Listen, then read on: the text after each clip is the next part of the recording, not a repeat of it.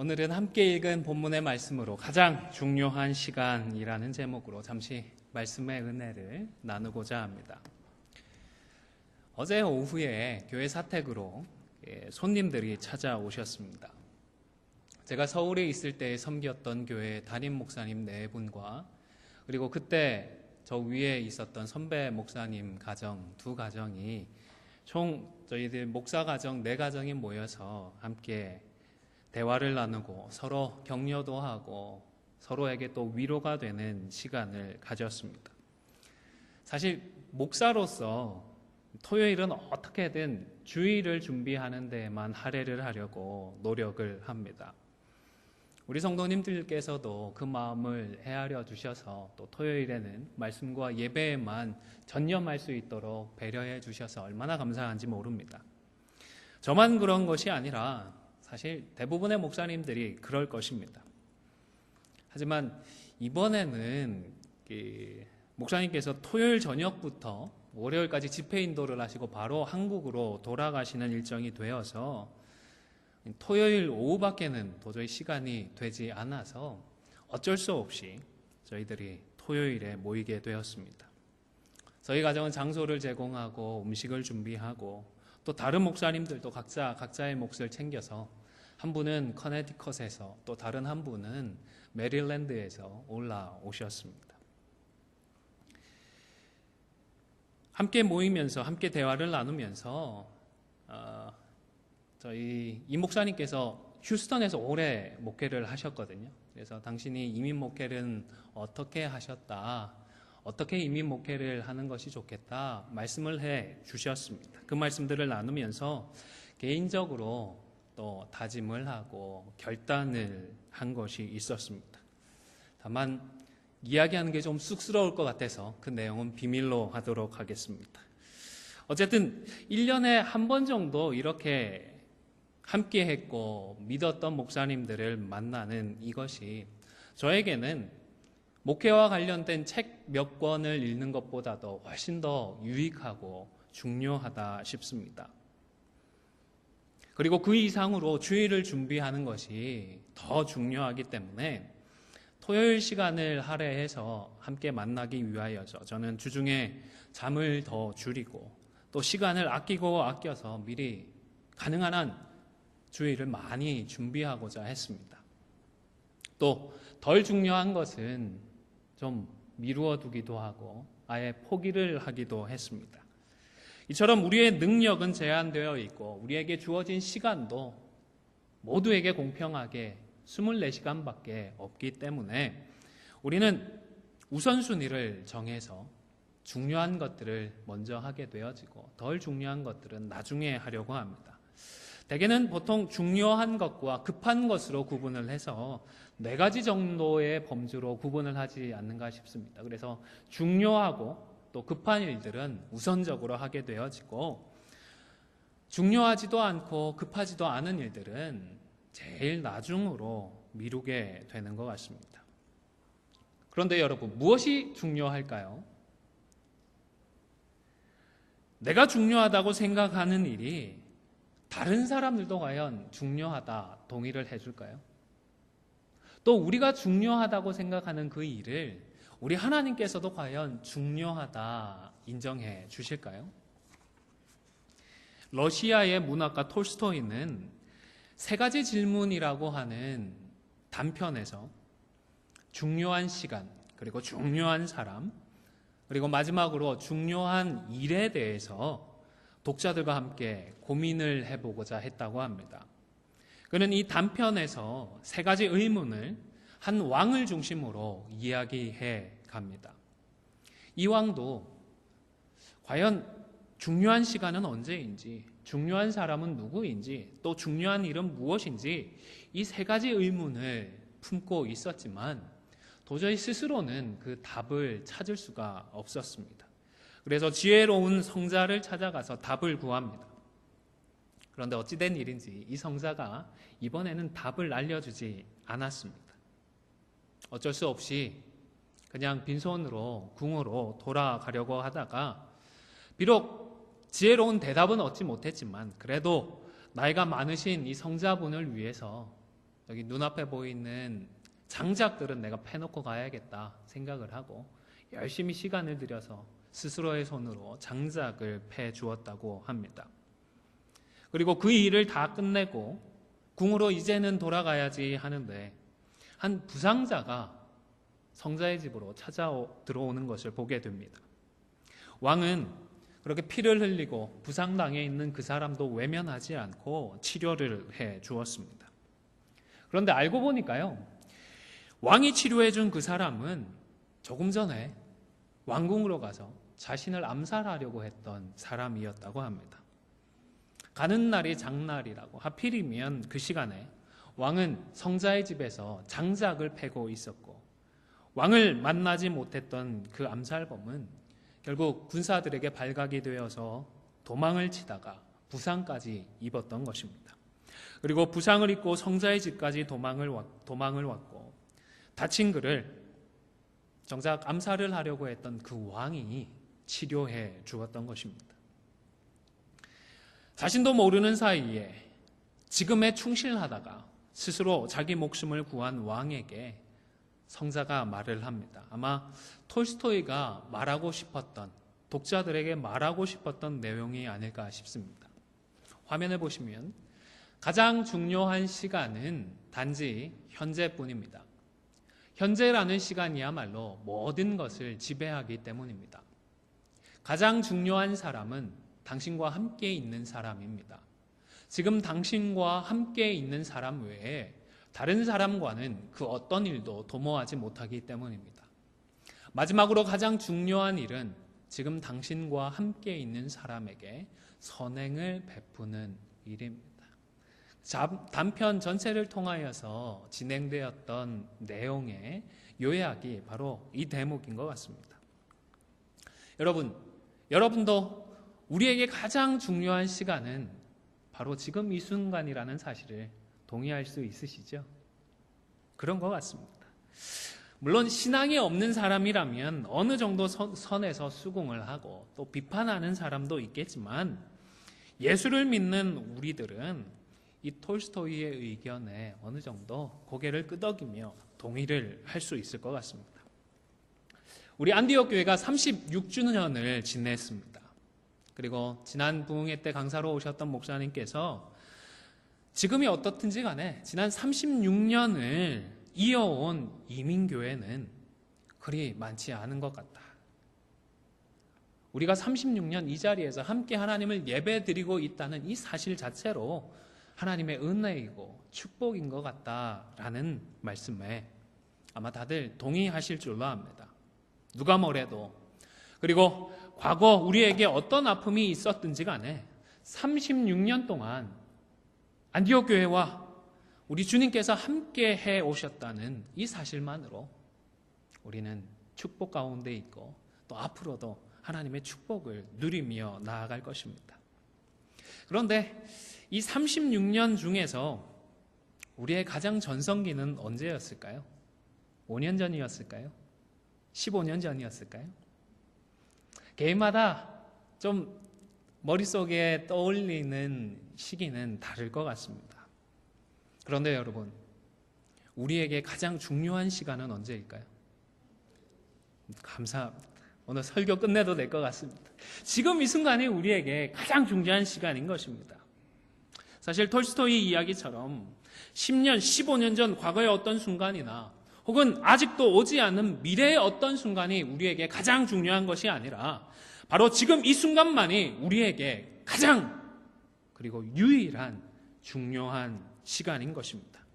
물론 우리의 과거는 우리의 오늘을 있게 해주었습니다. 오늘의 기쁨과 보람은 과거 우리의 헌신과 수고를 우리 하나님께서 사용해 주셨기 때문입니다. 또 우리가 원치 않는 오늘의 아픔이나 슬픔 역시 과거 우리의 실수나 잘못 때문이기도 합니다. 그러나 그 과거를 그 누구도 이제는 어떻게 바꾸어 놓을 수가 없습니다. 과거를 향하여서는 우리가 아무것도 할 수 있는 것이 없습니다. 오늘의 아픔을 바꾸기 위하여서 과거를 위해서 우리가 할 수 있는 것은 아무도 없는 것입니다. 그리고 우리의 과거와 그리고 가장 중요한 오늘이 모여져서 우리에게 무엇인가를 할 수 있는 오늘로서의 다가오는 미래가 주어집니다.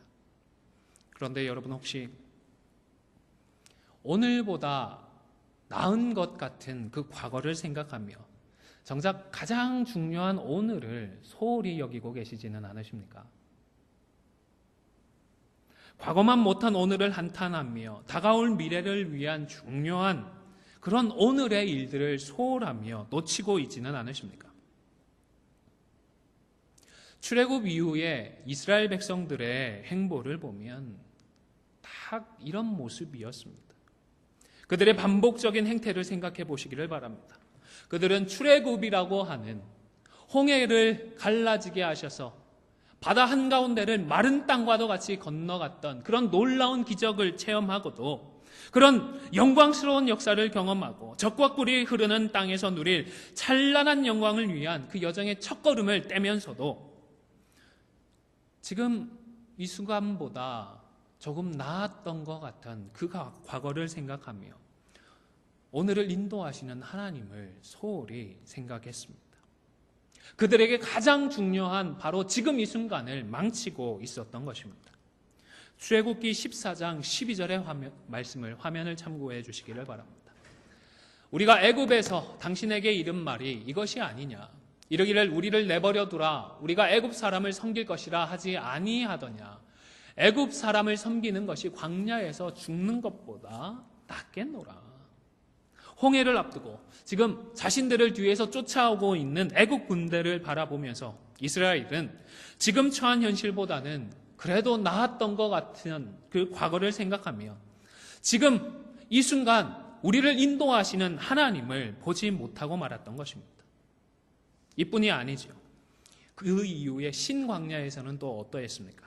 출애굽기 16장 3절입니다. 이스라엘 자손이 그들에게 이르되 우리가 애굽 땅에서 고기 가마 곁에 앉아 있던 때와 떡을 배불리 먹던 때에 여호와의 손에 죽었더라면 좋았을 것을 너희가 이 광야로 우리를 인도해 내어 이 온 회중이 줄여 죽게 하는도다. 지금보다는 먹을 것이 넉넉했던 그 과거를 생각하고 지금 역사하시는 하나님의 능력을 보지 못하고 말았던 것입니다. 이어지는 17장에서도 마찬가지였습니다. 17장 3절에 보시면 거기서 백성이 목이 말라 물을 찾으매 그들이 모세에게 대하여 원망하여 이르되 당신이 어찌하여 우리를 애굽에서 인도하여 내어서 우리와 우리 자녀와 우리 가축이 목말라 죽게 하느냐 했던 것입니다. 르비딤 광야에서 물이 없어 고통받는 그 현실 속에서 그들은 그나마 물이라도 먹고 살았던 그 이전을 떠올리며 그들을 인도하시고 그들을 사랑하시고 그들 가운데 얼마든지 역사해 주시는 하나님께 소홀하고 말았던 것입니다. 가장 중요한 지금 이 순간을 부끄럽게 하고 말았던 것입니다. 사랑하는 성도 여러분, 이스라엘의 전철을 답습하지 않도록 주의하시고 또 주의하시는 저와 여러분이 되실 수 있기를 간절히 당부를 드립니다. 과거에 비교하면 우리의 오늘이 볼품이 없어 보일 수도 있습니다. 그럼에도 불구하고 우리에게 가장 중요한 순간은 언제라고요? 지금 이 순간인 것입니다. 과거에 비하면 우리 안디옥 교회 출석 숫자가 줄었습니다. 재정도 약해졌습니다. 평균 연령도 높아졌습니다. 그럼에도 불구하고 저와 여러분에게 가장 중요한 시간은 언제라고요? 지금 이 순간입니다. 지금 이 순간입니다. 여러분, 신약 성경에서도 시간과 관련해서 중요한 영적인 교훈들이 있습니다. 혹시 떠오르는 구절들이 있으십니까?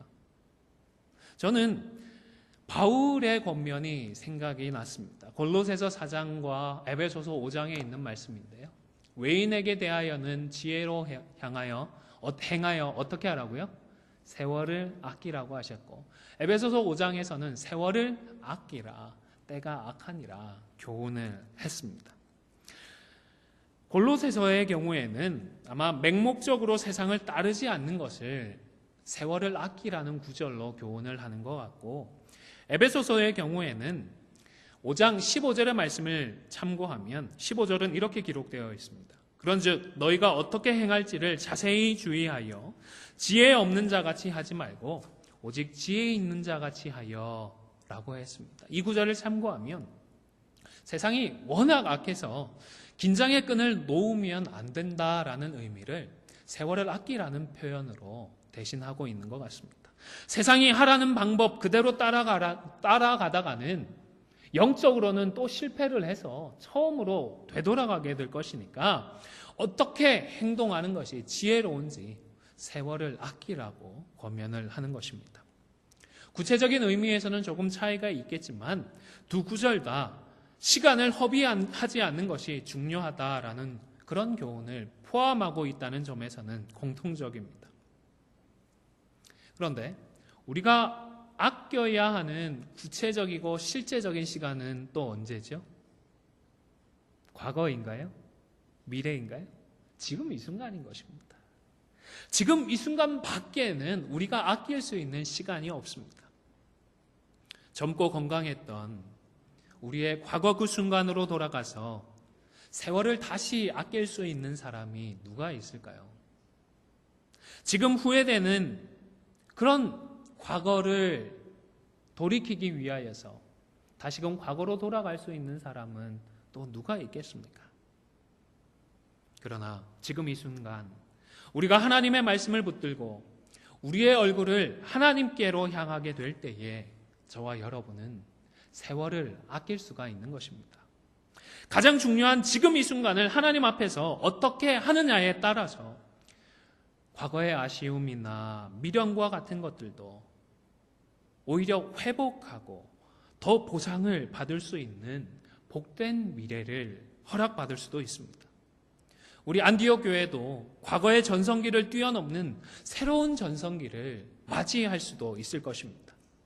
왜냐하면 이제 너희는 더 이상 안 돼 라고 하나님께서 우리에게 말씀하신 적이 있으신가요? 없습니다. 없기 때문입니다. 사랑하는 성도 여러분, 우리에게 가장 중요한 바로 지금 이 순간을 우리에게 가장 중요한 분에게 그리고 가장 중요한 일을 행할 수 있는 저와 여러분이 되실 수 있기를 주님의 이름으로 간절히 축원을 드립니다. 오늘 본문 19장 2절 말씀을 한번 다시 보시기를 바랍니다. 이스라엘이 시내 광야에 장막을 쳤습니다. 자녀들을 데리고 캠핑을 가보신 기억이 있으신가요? 불편하잖아요. 호텔에 비하면 비교할 바가 아닙니다. 길바닥에 천막을 치고 생활하는 것이 얼마나 불편한지 모릅니다. 귀찮고 성가십니다. 그래서 다들 뭐라고 하시죠? 집 떠나면 뭐라고요? 고생이라고 하시잖아요. 요즘은 그냥 고생이 아니다 해서 고생 앞에 동물 이름도 죄송합니다. 동물 이름까지 갖다 붙이지 않습니까? 애굽을 떠난 지 3개월이 지났습니다. 이제 겨우겨우 시내산까지 왔습니다. 지금까지만 해도 충분히 힘들었습니다. 낮에는 푹푹 찌고요. 밤에는 견딜 수 없을 정도로 추워집니다. 빨리 가나안으로 갔으면 좋겠는데 또 광야에 천막을 치고 기약 없이 머물라고 하는 것입니다. 어떤 마음이 들까요? 또 불평하고 싶은 마음 이렇게 또 올라오지 않았겠습니까? 애굽에서는 그래도 추위나 더위 정도는 막아줄 수 있는 우리 집이 있었는데 길바닥에 햇빛도 막아주지 못하고 추위도 막아주지 못할 텐트나 치고 이게 뭐냐? 불평하고 싶지 않았겠습니까? 지금을 푸념하고 원망하는 데에 시간을 허비해버릴 수도 있었을 것입니다. 그러나 다행히도 이번에는 지금보다 나았던 과거를 생각하며 그들의 가장 중요한 순간을 허비해버리지는 않았습니다. 가장 중요한 지금, 가장 중요한 분을 향하여 중요한 사람들과 함께 지금 가장 중요한 일을 감당했던 것입니다. 전에도 이 본문의 말씀을 나누었던 기억이 있습니다. 2절 후반부를 보시면 산 앞에 장막을 쳤다라고 기록이 되어 있는데요. 히브리어 원어적인 의미로는 산을 향하여서 산을 바라보면서 장막들을 쳤다라는 의미입니다. 이스라엘 백성들은 모세의 말을 듣고서 이 시내산이 하나님께서 임하는 산임을 알았을 것입니다.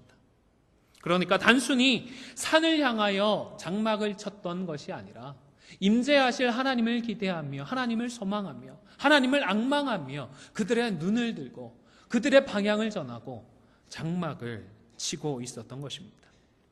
여전히 먹을 것에 대해서는 아쉬움이 있고 마실 것도 충분하지 않고 입을 것도 부족하고 잠잘 것도 불편하지만 이번만큼은 그렇게 불편하고 부족한 것들, 그런 것들을 푸념하고 원망하며 블레임하며 가장 중요한 오늘을 망치지 않았던 것입니다. 지금 이 순간만큼은 독수리의 날개로 그들을 업어서 애굽에서부터 구원해 내셨던 그 권능의 하나님께로 그들의 시선을 맞추었던 것입니다. 하나님을 중심으로 하나님께 그들의 시선을 맞추고 그들에게 가장 중요한 지금을 지혜롭게 지나가고 있었던 것입니다.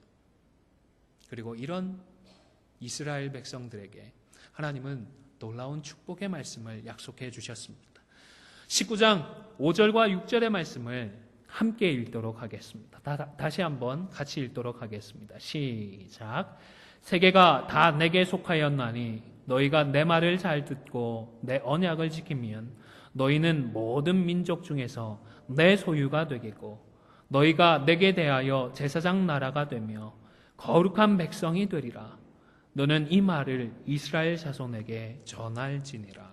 아멘. 사랑하는 성도 여러분, 더 이상 과거와 오늘을 비교해 불평하고 푸념하지 않으며 가장 중요한 바로 지금 이 순간을 하나님께로 시선을 향했던 이스라엘에게 우리 하나님께서 그들을 향하여 내 소유, 제사장 나라, 거룩한 백성을 삼아주겠다고 하시는 놀라운 축복의 말씀을 주셨다라는 사실을 기억하실 수 있기를 바랍니다. 우리 하나님은 시내산 앞에 섰던 이스라엘 백성들에게만 이런 약속을 주신 것이 아닙니다. 베드로전서 2장 9절을 보시기를 바랍니다. 그러나 너희는 택하신 족속이요 왕같은 제사장들이요 거룩한 나라요 그의 소유된 백성이니 이는 너희를 어두운 데서 불러내어 그의 기이한 빛에 들어가게 하신 이에 아름다운 덕을 선포하게 하려 하심이니라 하셨습니다. 우리가 이런 은혜와 축복을 선물 받았습니다. 예수 그리스도로 말미암아 우리도 이런 복을 받았습니다. 우리를 위해서 십자가를 지신 주님을 지금 나의 구주, 나의 왕으로 모시고 살기 때문에 저와 여러분도 택하신 족속이 되었고 왕같은 제사장이 되었고 거룩한 나라이고 하나님의 소유된 백성이 된 것입니다. 사랑하는 성도 여러분, 그동안 이민 생활을 하시면서 참 수고 많으셨죠. 고생도 많이 하셨던 걸로 알고 있습니다. 개인적인 능력만 놓고 보면 사실 웬만한 사람들보다 우리가 훨씬 낫잖아요. 우리만큼 잘하는 사람들 못 보셨잖아요. 우리 이민 1세대보다 생활력이 있는 분들, 근성이 있고 성실하고 개인적으로 똑똑하고 능력이 있는 다른 민족들 흔치 않은 것 잘 아시지 않습니까? 그런데 언어나 문화나 그리고 인종적인 장벽으로 인하여서 핸디캡으로 인하여서 때때로 무시도 당하고 때로는 억울한 피해와 손해까지 입으면서도 어쩔 수 없이 참아야 하는 순간들도 있으셨을 것입니다. 그런데 여러분, 남들은 몰라주고 남들은 오히려 무시를 하더라도 하나님은 저와 여러분을 택하신 족속으로 삼아 주셨습니다. 영혼은 좀 부족하고 이제는 나이가 들어서 몸에 힘은 좀 없어도 하나님은 여전히 우리를 왕같은 제사장으로 여기고 계십니다. 거룩한 나라로 소유된 백성으로 참 귀하다 인정해주고 계시는 것입니다. 아무쪼록 과거의 영광을 떠올리며 오늘을 불평하거나 과거의 어려움을 토로하노라. 우리에게 가장 중요한 오늘을 허비하지 않는 저와 여러분이 되실 수 있기를 바랍니다. 내가 뭐든지 할 수 있었던 30대, 40대의 순간이 가장 중요한 것이 아니라 그때에 비하면 아직도 부족함이 있고 아쉬움이 있지만 그럼에도 불구하고 지금 이 순간이 우리에게는 가장 중요한 시간인 것입니다.